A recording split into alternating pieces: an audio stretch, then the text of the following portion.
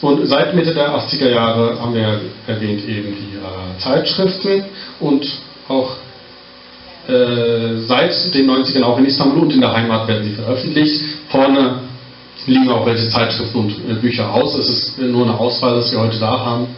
Und wir haben auch, das möchte ich auch hier erwähnen, eine Unterschriftenliste, dass wir dann vom Kultusministerium dann einen muttersprachlichen Unterricht oder herkunftssprachlichen Unterricht auf Sasaki einfordern.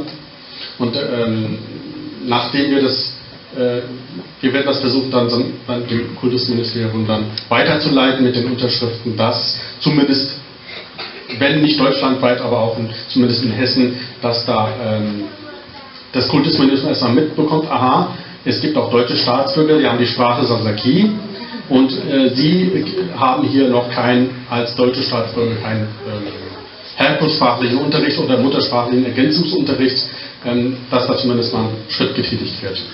Wir haben auch Institutionen und Vereine, verschiedene Dersenvereine, besonders in Deutschland, teilweise auch in Holland, Frankreich und Schweden.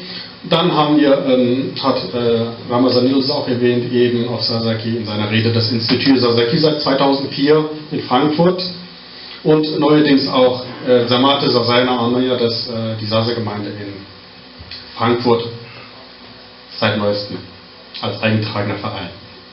Und es finden Sprachkurse in Vereinen und Universitäten statt in ganz verschiedenen Städten, also ich nenne mal Berlin, Düsseldorf, Köln, Bochum, Frankfurt, Stuttgart und so weiter, Wien.